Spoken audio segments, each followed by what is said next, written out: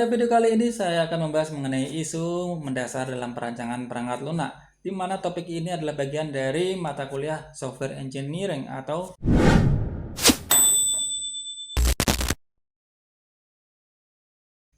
Halo semua, Assalamualaikum warahmatullahi wabarakatuh. Selamat datang di channel UDFS, channel yang membahas mengenai materi perkuliahan teknik informatika, dan juga ada tutorial mengenai teknik informatika, dan tidak kalah penting yaitu seputar teknologi informatika juga.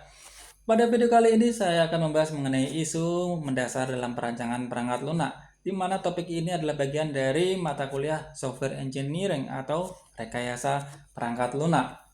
Untuk itu, mengenai isu mendasar dalam perancangan perangkat lunak ini, mari kita bahas. Oke, isu mendasar dalam perancangan perangkat lunak adalah suatu pokok bahasan atau yang perlu dibahas, yang sangat menarik, yang bisa menjadi tantangan sekaligus masalah dan peluang yang sering muncul selama proses desain dan pengembangan perangkat lunak.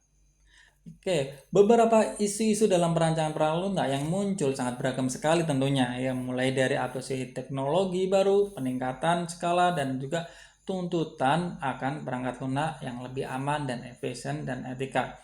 Mari kita bahas satu persatu. Kita akan membahas yang pertama adalah mengenai isu sustainability atau keberlanjutan. Sustainability dalam perangkat lunak ini mencakup tentang penggunaan energi yang efisien, daur ulang, ya, dan pengelolaan limbah elektronik, dan juga pengembangan yang berkelanjutan tentunya. Oke, selanjutnya adalah mengenai isu yang berkembang yaitu mengenai etika dalam perancangan perangkat lunak. Perancangan perangkat lunak itu harus mempertimbangkan dampak sosial, privasi, dan juga keadilan. Etika dalam perancangan perangkat lunak itu mencakup privasi pengguna, keamanan data, keadilan, dan non-diskriminasi. Dan juga tidak luput dari transparansi, akuntabilitas, penggunaan data, tanggung jawab sosial, penggunaan teknologi, hingga ke keamanan sosial, aksesibilitas, dan juga kebijakan publik. Isu yang ketiga yaitu mengenai security, yaitu keamanan.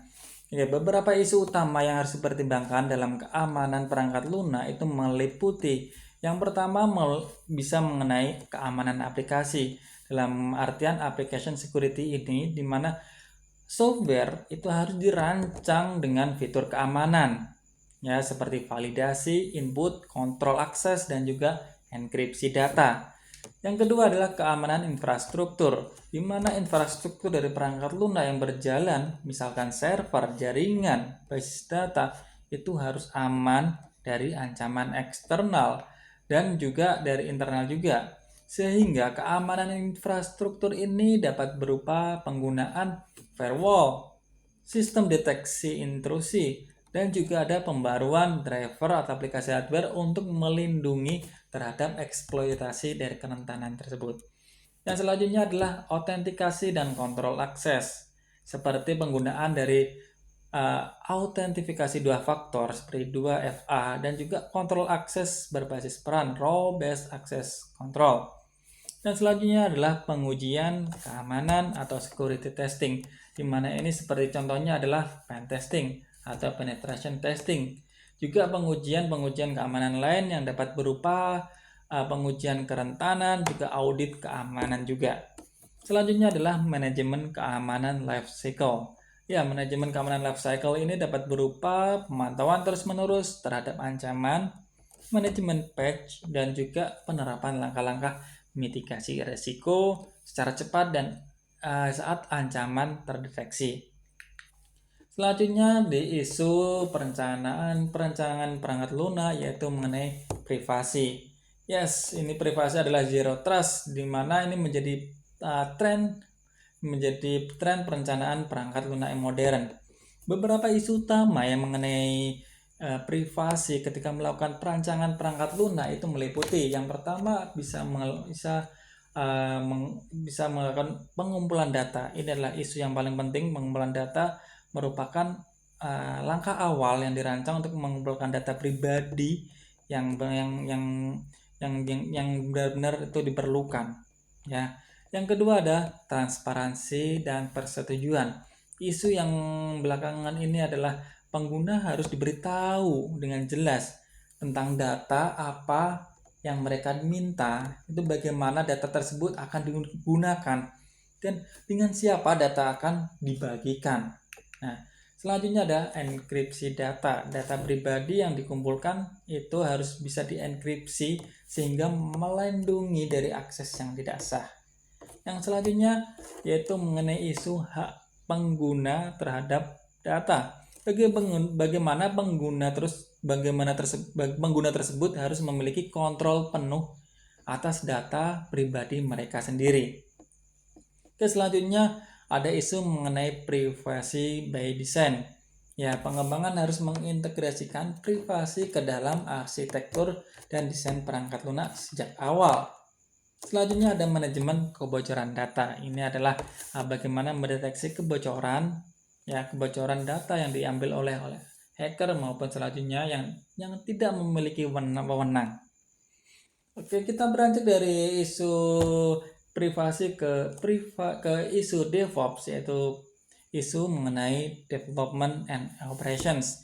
Tujuan yang seperti kita ketahui bahwa tujuan utama dari DevOps adalah untuk meningkatkan kolaborasi antara tim pengembang dan tim operasi, serta untuk otomatisasi dan mengoptimalkan proses pengembangan, pengujian, juga penerapan perangkat lunak.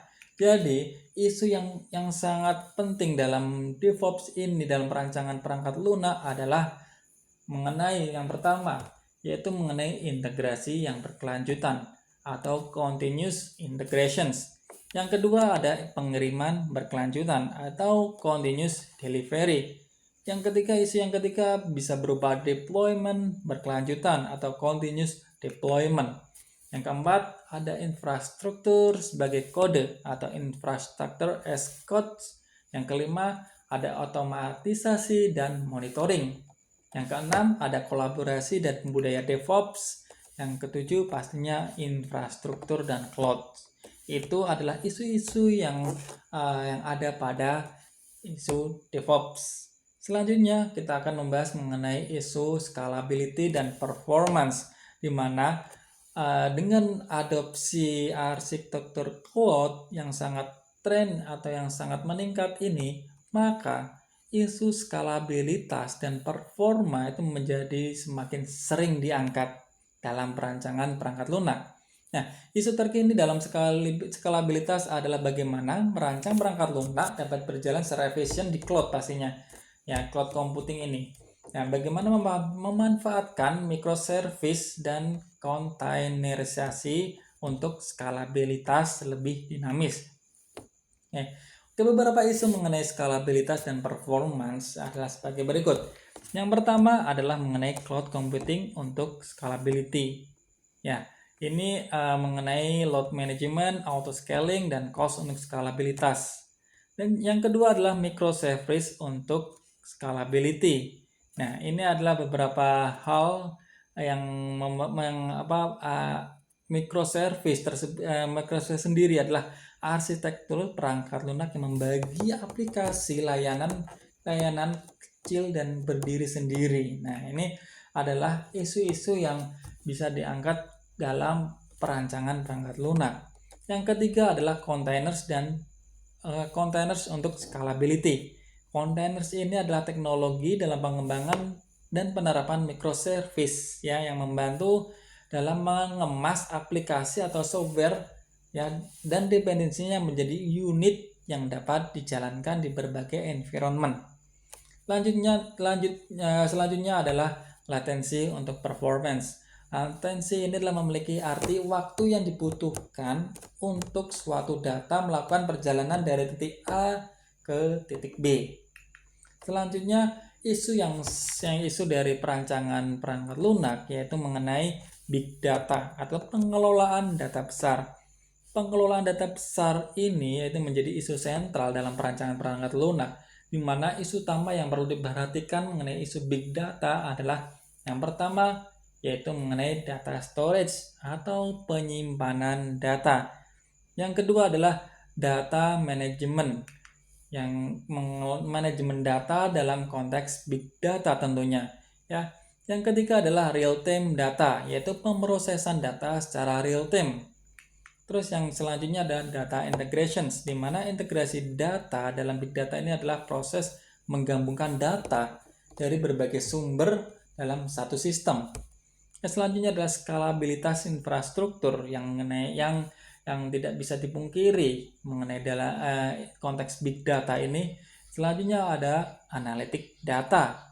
Ya, analitik data dalam big data ini juga menjadi isu ya dalam pengembangan aplikasi atau software. Beberapa isu utama yang terkait dengan analitik big data yaitu velocity, variasi data, dan juga kualitas data, latensi, dan kecepatan prosesnya. Yang selanjutnya ada visualisasi data. Isu-isu visualisasi data ini dalam big data itu meliputi aspek teknis dan juga desain yang mengaruhi bagaimana data tersebut disajikan dan juga diinterpretasikan. Setelah isu big data, kita akan beralih ke isu distributed system atau sistem terdistribusi. Nah, sistem terdistribusi ini adalah sistem perangkat lunak yang terdiri dari beberapa komponen independen yang saling terhubung melalui jaringan komputer. Tapi komponen-komponen tersebut dapat berjalan pada mesin yang berbeda, bahkan di lokasi geografis yang berbeda. Nah, kompleksitas dalam sinkronisasi, konsistensi data, dan toleransi kesalahan itu adalah menjadi isu utama dalam sistem terdistribusi. Oke, kita akan breakdown satu persatu mengenai beberapa isu utama tentang sistem terdistribusi. Yang pertama adalah konsistensi data. Ya, ini merupakan isu pada sistem terdistribusi ya dalam perancangan perangkat lunak tentunya. Ya, ketika data tersebar pasti ada beberapa node atau server yang berbeda menjaga agar semua salinan data tetap sinkron dan konsisten. Selanjutnya adalah fault tolerance atau toleransi kesalahan. Ya, ini bagaimana sistem untuk terus beroperasi memberikan layanan yang diharapkan meskipun terjadi kegagalan pada beberapa komponennya. Yang ketiga adalah sinkronisasi, di mana sinkronisasi dalam sistem terdistribusi adalah proses untuk menjaga konsistensi data dan koordinasi proses di antara beberapa node, ya, sehingga saling bersinkron. Oke, setelah isu dari